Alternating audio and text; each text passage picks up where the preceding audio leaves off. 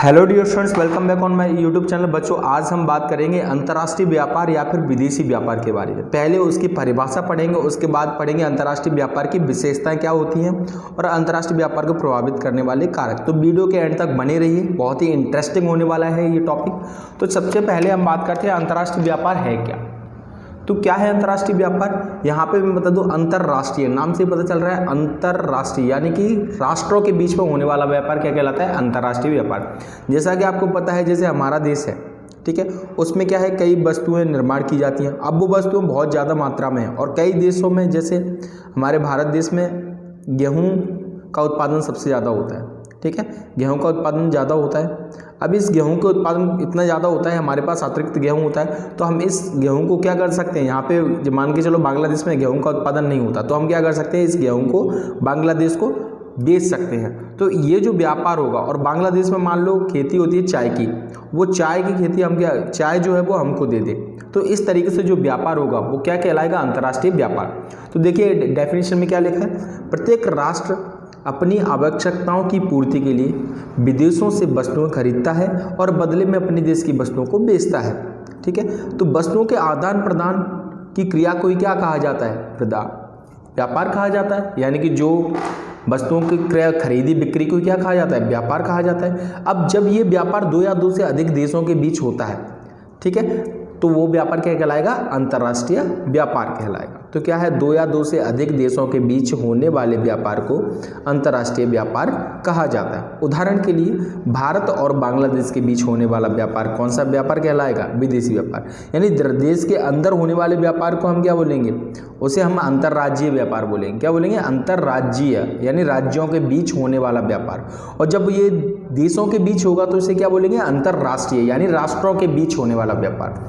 तो अंतर्राष्ट्रीय व्यापार समझ में आ गया, यानी कि दो या दो से अधिक देशों के बीच होने वाला व्यापार क्या कहलाता है? अंतर्राष्ट्रीय व्यापार कहलाता है। अब बात करते हैं हम लोग अंतर्राष्ट्रीय विदेशी व्यापार से आर्थिक विकास में योगदान, यानी विदेशी व्यापार से देश को क्या लाभ मिलता है इससे।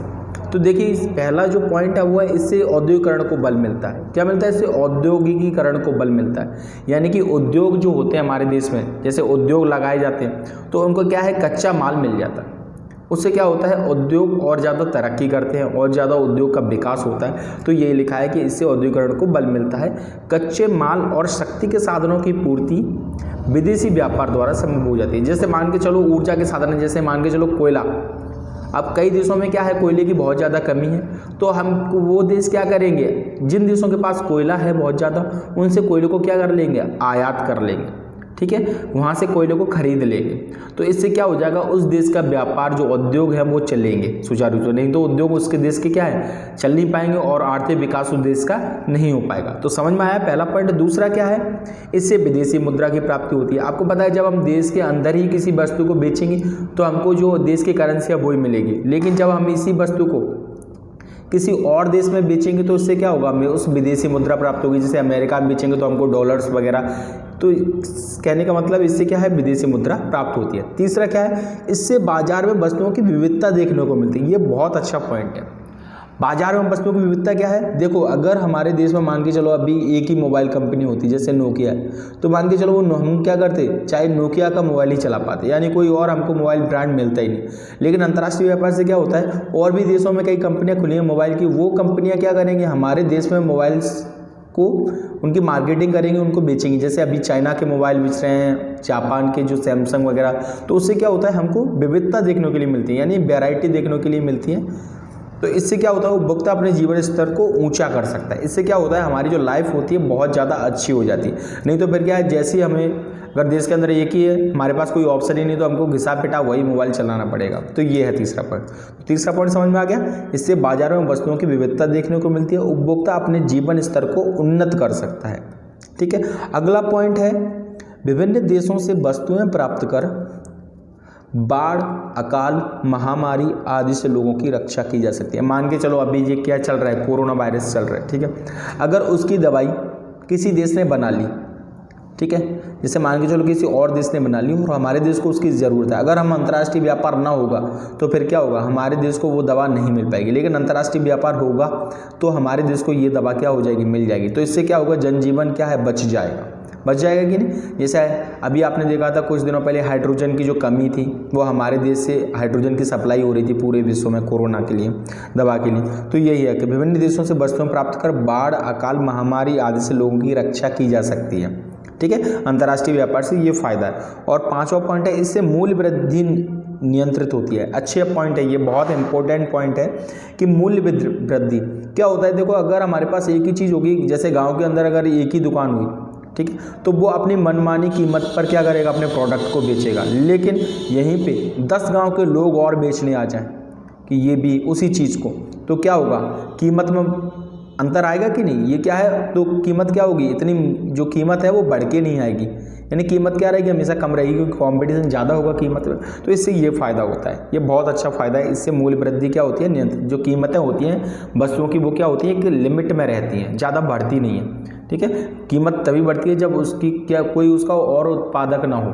ठीक है, कोई कॉम्पिटिटर नहीं होगा तो उसकी कीमत बढ़ेगी। तो ये है विदेशी व्यापार का आर्थिक विकास में योगदान। अब बात करते हैं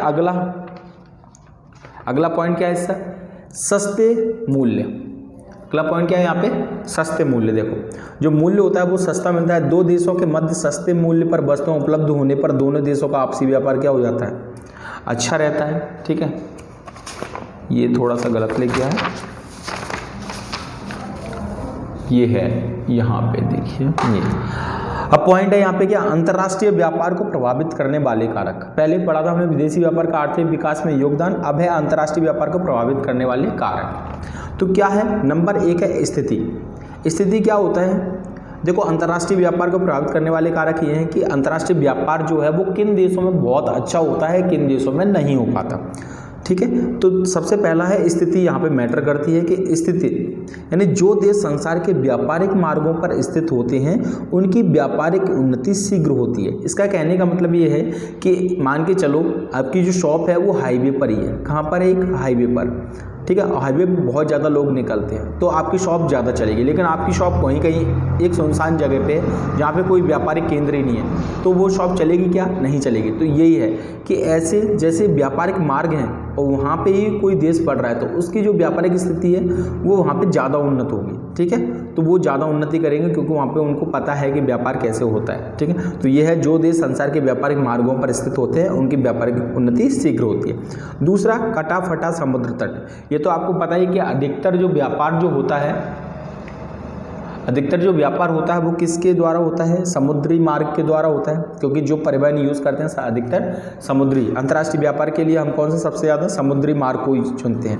तो क्या है, जिन देशों का समुद्र तट कटा फटा होता है, जहाँ उन्नत बंदरगाह विकसित होते हैं, यानी कि बहुत जिन देशों का जो तट होता है वो कटा फटा होता है, वहाँ पे अच्छे बंदरगाह बनते हैं। बंदरगाह जानते हो, जहाँ पे जहाज रुकते हैं। यहाँ के लोग साहसी तथा अच्छे नाविक होते हैं। तो नाविक यानी कि जो नाव को चलाते हैं तो वो अच्छे लोग होते हैं। तो वहाँ पे भी क्या है, व्यापार की अंतर्राष्ट्रीय व्यापार होने की संभावना ज़्यादा है।